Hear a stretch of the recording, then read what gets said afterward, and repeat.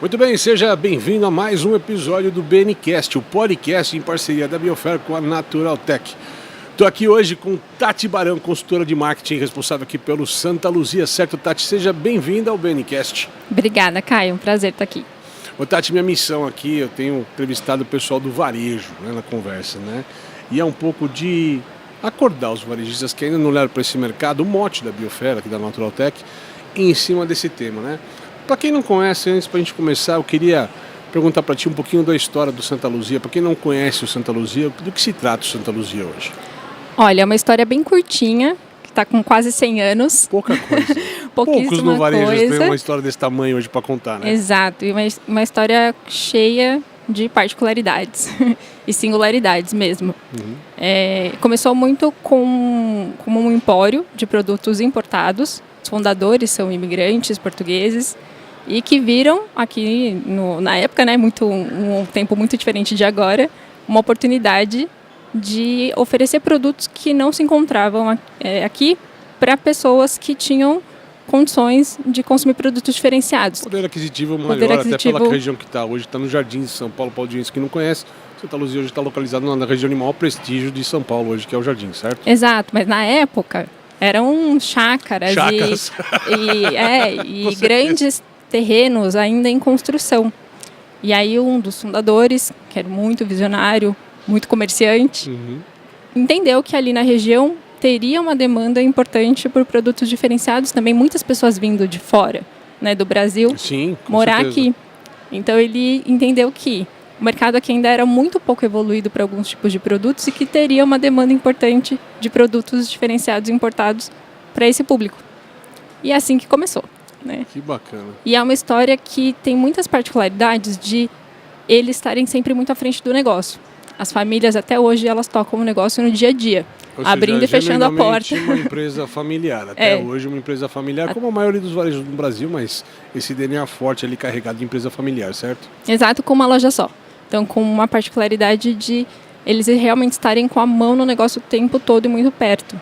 E acho que tem umas histórias assim, né, aquelas anedotas de corredores que são muito curiosas, que é dos donos terem tanta proximidade com o cliente que eles iam na despensa do cliente ver o que faltava para poder fazer a lista de compra. Olha que eu já escutei histórias ali pelo bairro que não deve ser uma mentira, viu, essa conversa. Não é uma lenda urbana, não, viu? Não é uma lenda urbana de alguns atendimentos, até pelo tipo de público que a gente trata lá. E é bacana que você falou que isso, com 100 anos de história, e uma história de sucesso, né, que até hoje vende bem, é bem conhecido. É legal que esse DNA que você falou que começa como empório, ele se mantém até hoje, né? É a loja do produto especializado. Aliás, se eu fosse citar um empório, um único empório em São Paulo, com certeza eu escolheria eles hoje de São Paulo, né, como fonte disso. E permanece como uma loja, né? Muitos desses foram na ambição de ter um quiosque no shopping, um corner, né? Algumas marcas, inclusive do mesmo segmento de luxo, tiveram essa ambição e inclusive não funcionou em alguns casos essas ambições ali, até acabou não acontecendo, mas o Santa Luzia mantém esse propósito fortíssimo, né? E acho que aí o mote que a gente pode usar um pouco, né, é que o grande negócio de empório é curadoria, né? Exato. Curadoria, e tem tudo a ver com o que nós estamos falando aqui, debatendo na Biofer, na Naturaltech, que é de ofertar o melhor para o consumidor final até. Faz sentido? É isso, a curadoria faz parte do que é o Santa Luzia desde o dia 1, que era qual tipo de produto mais diferenciado eu posso trazer para esse cliente. Mas isso vai, hoje, né, eu acho que talvez um empório tem um tamanho muito menor, né, uma capacidade de diversificação menor. Mas conforme foi crescendo e ganhando corpo, ganhando espaço físico, inclusive, você começa a poder oferecer uma diversidade maior de produtos. Só que o conceito de curadoria, ele permeia né, até hoje, porque dentro de cada segmento eu preciso ter essa visão de qual é esse mix que eu vou escolher que atende às necessidades desses diferentes tipos de clientes. E uma coisa que é muito interessante é que de fora, né, isso eu ouço muito, de fora muitas pessoas têm a percepção de o mercado muito caro, classe muito alta. Mas depende na verdade, do que você for comprar. A realidade é que a realidade é justamente que assim, a gente tem uma variedade de produtos tão grande que no Santa Luzia você encontra tudo. E se não tem lá, não tem lugar nenhum. É isso que a gente mais... Esse é um bom slogan, um bom mote, né? Olha, você vai encontrar de tudo. E se não tiver, aqui não tem lugar nenhum. É porque não tem no Brasil. E eu acho que é legal quando a gente fala de curadoria, né? Porque quando a gente fala de tempos atrás, assim, não dá nem para datar ali qual o tempo que nós estamos falando, mas sei lá, 20, 30 anos atrás, talvez o grande negócio quando a gente fala da curadoria seria o mote da exclusividade, mas não no sentido de só eu ter, mas é aquele produto que era tão caro, tão fora de padrão, né? Que estaria numa loja no Empório de Santa Luzia como luxo, né? Um uísque muito caro, um vinho sofisticado, um caviar importado. As pessoas até hoje vislumbram essa imagem. Hoje, quando a gente fala em curadoria, é muito menos a exclusividade e muito mais entender o seu consumidor de uma maneira mais abrangente, ofertando tudo para ele. Faz sentido também? Exato. Acho que a curadoria passa por você conhecer os tipos de produtos, saber o que diferenciar, né? Eu acho que o joio do trigo também, saber o que vale a pena e o que não vale, mas saber quem vai buscar esse produto. Então, lá você consegue, a gente tem espaço e sempre teve isso como diferencial de ter um produto mesmo que ele tenha um público muito pequeno. Então eu tenho um produto Curva específico. ABC não faz o menor sentido numa conversa dessa, por exemplo. Exato, todos os produtos acabam tendo, né? Lógico que tem que ter uma inteligência de gestão ali. Mas muita coisa exclusiva está no C, né? Está longe, não tem a demanda, mas em algum momento alguém quer comprar aquilo, né? Em algum momento alguém vai procurar, tem um consumidor que espera encontrar e a gente leva muito a sério a disponibilidade. Nunca deixar mesmo um produto que tem uma demanda muito pequena faltar. E aí isso faz com que as pessoas, elas vão por aquele produto, mas elas vão encontrar muitos outros. Então, acho que é uma grande aposta e acerto, que talvez não funcione para todos os modelos, não dá para dizer que funciona para todo mundo, foi acreditar na diversificação e atender todos os tipos de cliente com uma proposta que ele talvez não encontre em outro lugar. E não deixar isso faltar. E como é que você vê essa evolução? A gente está falando de luxo, nosso business aqui não é conversado sobre o luxo segmentado nessa conversa, mas é muito mais para essa questão da saudabilidade, do bem-estar, do lifestyle. Até por ser uma região mais abastada, né? Tem mais acesso à academia, a procedimentos de saúde e tal, do que outros públicos, outras cidades e por aí vai. Como é que você vê essa evolução? Como é que foi essa construção, né? Hoje, onde eles estão se posicionando nesse sentido, e como é que você vê essa evolução deles nessa conversa? Eu acho que assim, a categoria de saudabilidade como um todo, e principalmente com os produtos que são mais diferenciados, que começam no mercado com uma demanda ainda talvez baixa, né, um volume de produção baixo, eles naturalmente chegam mais caros e começam nichados, né? Eu acho que isso é um movimento que acontece para muitos mercados. E o que acho que, tendo ali um consumidor que já com alguma disposição maior para olhar para esse mercado, facilita muito. Então, lá, especificamente, aconteceu muito esse movimento do consumidor, né? Claro que, como gestão, você está sempre de olho no que está acontecendo no mundo e as grandes tendências, né? Empresas familiares né, menores no sentido de não serem multinacionais, não ficam comprando relatórios de tendências o tempo todo, mas está com o radar ligado e ouvindo o cliente muito perto todo dia. Então, acho que uma grande diferença lá é que o cliente fala, às vezes, direto para o dono, né? De tão próximo que é. E olha que eu já vi isso em outros empórios pelo país, que o dono está presente no local e o cliente realmente conversa com o dono. Tá sempre faltando ligado. Aquela batatinha ali, ó. E aí dá-lhe o dono brigar com o comercial depois. Exatamente, porque ele vai direto, assim, é muito próximo. Então, acho que teve esse movimento muito grande de o cliente começar a pedir, olha, eu não encontro esse produto, ou então clientes que têm acesso a muitos outros mercados, né, no sentido até de mundo, né? Eu encontro esse produto lá fora, por que vocês não têm aqui? Então, começou muito cedo. Talvez a Santa Luzia abriu o olhar para esse segmento muito cedo por causa do cliente. Entendi. Porque o cliente trazia essa demanda e aí começou a aparecer, começou a surgir sinais de que isso já estava começando a tomar uma proporção maior. Mas na lógica de atender todo mundo e ter pelo menos alguma proposta boa para atender o cliente que pede, foi assim que começou. Não porque tinha um mercado já estabelecido. Mas tinha um cliente. Mas tinha um cliente não tinha que queria ser atendido. Um cliente, às vezes, no tinha caso. Um cliente que precisava ser atendido. E tinham alguns fornecedores com uma proposta. Então a gente vai atrás desses fornecedores, entende se eles têm uma proposta boa o suficiente e começa. E aí acho que também teve um lado de apostar. Porque acho que em algum nível você tem que comprar a ideia. Concordo. Mesmo quando a gente fala de empresas com sistemas ou empresas maiores, com muitas lojas, né? A gente tem uma discussão que a gente colocou aqui em outras entrevistas, né? Que esses sistemas de previsão de estoques, eles estão baseados em presente e passado. Mas eles nunca analisam uma curva de futuro de algo que ele não conhece, por exemplo. Né? Um produto novo chegou agora no mercado, vai bombar e vai virar uma tendência. A previsibilidade daquilo não existe, né, cara? É um chute, é uma aposta, como você falou, né? Exato. Você tem que acreditar que isso ou vai crescer, mas começa sempre começa pequeno, né? Exato. E aí, eu acho que o primeiro que realmente começou a tomar uma proporção maior foram os orgânicos, porque é um movimento de talvez uns 20 anos ou mais que isso.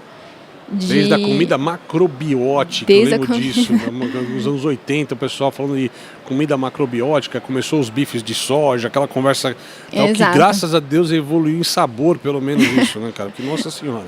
Eu acho que a evolução do mercado ela é impressionante. Eu sou apaixonada por esse segmento porque eu acho que teve muito aprendizado para que realmente conseguisse atender a necessidade das pessoas, porque não era só da forma, né, para quem cozinhava em casa. Exato. Assim. Então, esse mercado precisou evoluir de acordo com as tendências que são macro, né? Então, o mercado de saudabilidade, ele evolui de acordo com uma tendência macro de consumo. Hoje é comum a gente ir no supermercado, praticamente quase todos eles, e você comprar um hambúrguer que simula a carne, vamos dizer, não é só um hambúrguer vegetal, né? Que isso sempre teve, mas que simula a carne hoje disponível. Era uma coisa que há 5 anos era tecnologia de ponta, a gente via isso em lugar nenhum. Era assim, vai chegar um dia no mercado, hoje já está à disposição de qualquer tipo de supermercado, né? Exato. Então, acho que começou muito com essa busca pelo orgânico e marcas de orgânicos começando a aparecer, e depois foi ganhando tração com outros segmentos, né? Por exemplo, o sem glúten foi um segmento que, no nosso caso, foi um grande push para a categoria, para realmente começar a tomar uma proporção maior de fornecedores, de procura. E diferente do que muitas pessoas pensavam na época, não era uma tendência passageira. Não. Né? Não era só algo que baseado em premissas fracas, assim, é porque para emagrecer, porque é só celíaco, por exemplo, é só para o celíaco, exato. Então foi um mercado que amadureceu e ganhou uma proporção muito grande que se mantém e só cresce até hoje, né? E tudo isso foi sendo construído aos poucos. E com muita consistência de loja também. Porque acho que isso que é um case muito legal, assim, de lá no Santa Luzia, convido a todo mundo que não conhece, conhecer, que vale feito, hein? Vale super... Tati recebe a gente lá. Exato, só me avisar. Mas vale super conhecer o Santa Luzia. E lá, a categoria de naturais, saudáveis entre aspas, que a gente não segmenta dessa forma. Sim. Mas a gente segmenta pelos atributos, né? Então, o orgânico, o vegano, o sem lactose, o sem açúcar. Tradicionais de mercado. De acordo com essas... A busca do consumidor, né? É um andar só para isso, né? E é um andar grande, com muita variedade de produto. Mas começou com algumas prateleiras. Prateleiras, um produto, uma marca ou outra específica só que estava no mercado. E aí você falou desse mercado vamos lá, eu estou usando o termo mercado de restrição quase, quando ele é sem este ingrediente, sem álcool, sem açúcar, sem sódio, o que for, né? E eu tenho visto outras coisas acontecendo em movimentos, a gente esteve falando isso em outras entrevistas aqui também, no podcast, no BNcast, sobre esse consumidor que ele está buscando hoje não só a restrição, né, o sem glúten, sem lactose, tudo por aí vai, mas está buscando também a qualidade do rótulo. Né? Tem mudado essa educação, essa cultura do consumidor de olhar mais a embalagem, nova receita, pera lá. Só que era chocolate, agora é barra sabor chocolate, pera lá. Né? Pô, o primeiro ingrediente aqui é açúcar, né? E acho que a rede social tem criado este hábito, essa cultura, infelizmente falando, é a rede social que está educando a gente no final do dia, né? E eu acho que tem muito a ver com até um processo que deve estar mudando lá dentro do Santa Luzia, porque em algum momento a curadoria era responsável por introduzir uma novidade. Né? Ela era proativa na novidade do consumidor. E hoje, dada essa velocidade, ver se faz sentido, hoje ela tem que quase ser reativa, porque o negócio acontece tão rápido que ela tem que estar muito pegando a fumaça antes que vire incêndio ali, pegar o primeiro princípio de vigor para estar na gôndola no momento certo para o consumidor. Faz sentido isso? Sim. Acho tem que mudado essa dinâmica lá dentro? Você tem percebido isso? Muito, e já há uns anos, né? Porque acho que também o número de produtores, né, de fornecedores fabricando esse tipo de produto, entrando no mercado, foi um crescimento exponencial.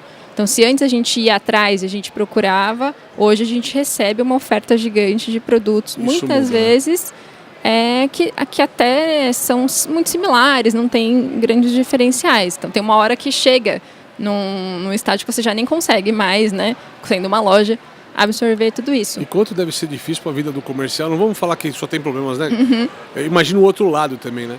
Você tem poucos dias numa semana, né? 5 dias úteis numa semana, você escolhe 1 ou 2 dias para atender novos fornecedores e tem muito mais gente que você consegue atender. Alguém vai ficar de fora, fazer essa seleção, esse filtro inicial, é muito difícil hoje, com tanta marca batendo na porta, né? É super complexo. A gente dedica um momento especial da semana para fazer essa seleção. É um comitê mesmo que avalia todos os produtos. São mais de 100 a 150 produtos por semana recebidos para análise.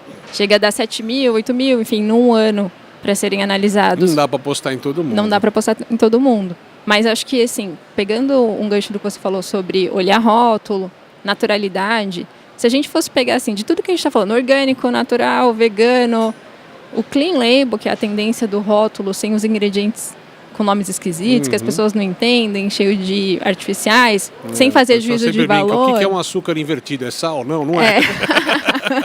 Boa. Sem aqui entrar no mérito científico, sim, de se até é bom, onde não é, se faz... é qualidade ou não, exato. Mas existe essa grande tendência que ela permeia todas. E isso movimentou muito o mercado, no sentido de, por exemplo, o sem glúten. A gente viu isso muito claramente acontecer. Os primeiros produtos que atendiam essa demanda, eles eram produtos muito industrializados. E horríveis, né? Com qualidade sensorial muito pior, que era o que tinham condições, né, de fazer na época. Mas esse mercado foi evoluindo. E todos os mercados foram evoluindo no sentido de naturalidade. Porque o consumidor começou a olhar. Ele começou a olhar para o rótulo, ele começou a questionar, ele começou a preferir o que tinha a lista de ingredientes mais fácil de entender, mais parecido com comida. Exato. E aí isso impactou todos os mercados. Eu acho que é isso que é engraçado, né? Cerveja zero é uma coisa que há poucos anos atrás todo mundo tinha asco, torcia. E eu acho que é uma das categorias que mais cresce, até pela geração Z que toma menos álcool hoje, né? Mas é uma das questões que mais cresce hoje exatamente porque a cerveja zero e a cerveja tradicional é igual. É só um processo que ela passa e se consegue impor aquecimento e tirar o álcool da cerveja, mas exatamente o mesmo produto. Óbvio, tem uma variação de sabor mínima. Se você tomar só cerveja zero, você não percebe. Né? Mas se você comparar no teste de cego, realmente pode ser outra história. Mas tem muito disso, né, cara? De ter questões que vão mudar drasticamente. O mercado tem muito mais a ser mais saudável do que o contrário. Faz sentido? Sim, acho que é uma tendência que talvez para quem começou alguns bons anos atrás ainda ouvia muito assim, mas é ruim, isso é muito natureba, né? Não tem como... Natureba, sem gosto. Sem gosto. Sem gosto. Até hoje o pessoal fala vegano, mas tem tanta coisa na culinária possível ali, mesmo no vegano, né, que é possível criar produtos hoje cada vez mais parecidos com os produtos tradicionais, sem nenhum preconceito de não testar, né? Então, assim, as pessoas estão muito longe, eu acho que... E faz sentido se você pensar no ciclo, né, de sustentabilidade, as coisas e tal, faz total sentido, não só vegano, mas quase tudo que a gente está falando hoje, né, cara? A gente vê muito que as tendências e os motivos pelos quais as pessoas vão atrás de alguns produtos, eles vão se complementando e eles têm uma escala, vamos dizer assim, né? E há muito tempo a gente já consegue identificar que o primeiro motivo normalmente não é a sustentabilidade, né? O primeiro produto precisa ser gostoso, com certeza. Ele precisa ser aceitável, ele precisa... Tem uma série de premissas. Benefício que eu posso ganhar em cima disso. Exato. Me ajuda a emagrecer, né? No Me ajuda a me segundo fortalecer. o eu, né? O eu, tá bom, perfeito. Ele é muito preponderante nessa busca. Precisa resolver o meu problema, né? De certa forma, para poucas pessoas, talvez o planeta estejam em outras hierarquias. Claro que tem diferentes perfis de grupos. Mas se a gente fosse falar de uma maneira geral, o eu, a minha saúde, a minha estética, ela é muito importante, mas você vai fazendo uma caminhada, vamos dizer assim, nesse território, e aí outros fatores vão começar a te manter nele.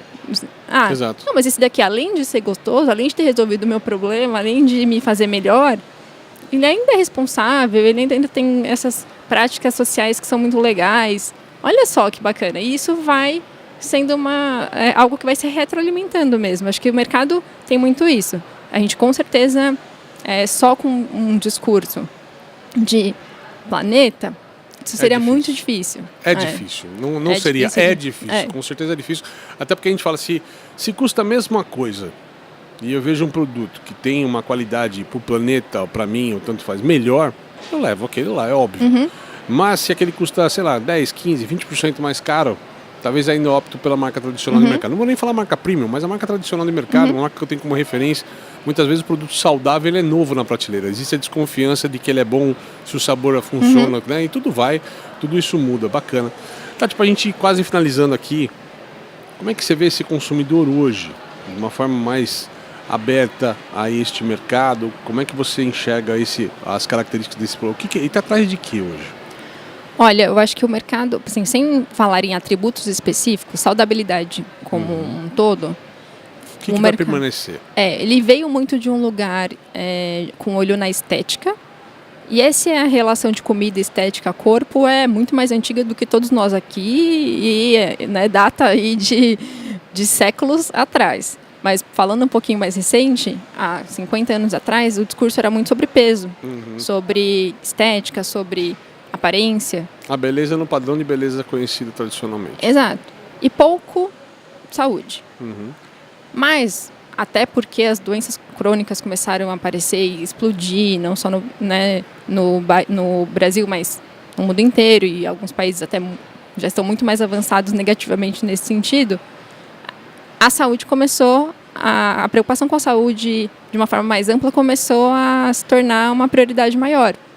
Mas a estética está sempre ali. Sim. Não dá para descartar nem até hoje. Não, mas a coisa começou a ficar... Não vai sempre preferir se sentir mais bonita ou melhor para o mundo, não tem. De acordo com padrões da época e tudo mais. Mas começou a existir um equilíbrio maior. Não, eu estou preocupada aqui com o meu peso, mas eu também estou preocupada com a minha saúde, não só física, com a mental. Eu também estou preocupada com tudo que está acontecendo no mundo. O crescimento da saúde mental, da preocupação com isso, eu acho que é um segundo ou terceiro round que eu estava lendo essa semana, inclusive, que vai começar a entrar de novo as bebidas para o cérebro, para acalmar, para foco, né? Eu escutei, inclusive, nos corredores do pessoal de chá, olha, isso aqui é quase nossa tarja preta em termos de medicação de foco, de descanso, de controle. Então, tá muito na saúde mental hoje, que é a grande preocupação hoje também, né? Sim. Então, acho que a grande mudança nas últimas décadas é que existe uma preocupação com essa saúde mais global, com essa saúde mais holística. E aí, cada pessoa vai tendo as suas prioridades. Então, sono é uma demanda muito importante hoje, né? Dormir bem, disposição física, saúde intestinal, saúde mental. Acho que o olhar para a saúde ele é muito mais amplo hoje do que ele já foi antes. Até por uma série de evidências que foram sendo acumuladas. Se for pegar só a nutrição como ciência, ela é muito recente. Né? A regulamentação de nutrição no Brasil ela é super, assim, deve ter recente. 30, 40, 50 anos. Exato. É super pouco tempo. Então, acho que teve essa grande mudança, mas ainda temos um consumidor muito imediatista para tudo, né? Em resultado. E aí são ciclos que, sim, eles são mais rápidos, vamos dizer assim. As canetas emagrecedoras, nesse morrem momento, mais rápido. Que estão fazendo todo um boom de mercado consequente disso. Que já aconteceu em outros momentos com outros tipos de produtos. Claro que com o avanço, o potencial de resultado, de eficácia, também mudou muito, né? Então, não quer dizer que vai ter o mesmo efeito, ou o mesmo efeito até negativo. Tende a fortalecer. Tende a fortalecer. Mas qualquer solução milagrosa, a gente sabe que já aconteceu muitas vezes na história e tende a se repetir. Do jeito que aparece, ela pode cair por uma falácia, de repente descobrem que causa um problema controverso, né? Tem um dano também que não está investigado, isso pode acontecer. Para a gente finalizar, Tati, eu queria ver que você, já que você é uma executiva, né, que hoje está junto com uma marca que é a Santa Luzia, né, consciente, uma marca consciente, uma executiva consciente desse mercado, qual o recado que você daria para o diretor comercial, o gerente comercial, que está nos assistindo aqui e ainda está tateando esse mercado, está desconhecido, não tem trabalhado muito forte esse mercado. Qual é o recado que a gente dá para ele hoje? Ele é um mercado com muito potencial, só que ele precisa de inteligência para essa execução. Então, é um mercado que, por natureza, ele acaba sendo mais técnico. E você precisa simplificar essa informação para o seu cliente, para o seu consumidor. Então, desde a exposição correta, de garantir que aquele produto atende àquele tipo de atributo, porque isso também é difícil, porque os rótulos confundem muito, essa clareza, essa transparência de informação, ela é muito importante. Perfeito. Ter isso bem exposto, porque vamos supor que você vai sempre no mercado e você tem um certo interesse por produtos de um determinado atributo, por exemplo, o sem glúten. Mas lá nunca tem. Tem aquela coisa... Você vai deixar passar, você nunca vai ir lá... Vocês podiam cadastrar mais produto? É uma ou outra pessoa que vai fazer isso. Mas a partir do momento que você começa, né, proativamente, um comprador, o lojista começa proativamente estou de olho nesse mercado, vou deixar aqui mais organizado, vou aumentar um pouco a diversificação de produtos, vamos testar. Aí começa a acontecer. Né? As pessoas começam a falar, não, mas você viu que lá tem? Aí indica para o outro, porque ainda são produtos mais difíceis de achar em geral, né? Depende do tipo. Isso vai ganhando força. Mas eu acho que o grande segredo é você conseguir simplificar isso para o seu cliente. Deixar aquilo cuidado. Maravilha, assim, sabe? Maravilha. Conversei aqui com Tati Barão, consultora de marketing do Santa Luzia. A gente termina mais esse episódio do BNCast e volta em breve com mais episódios para você. Até mais.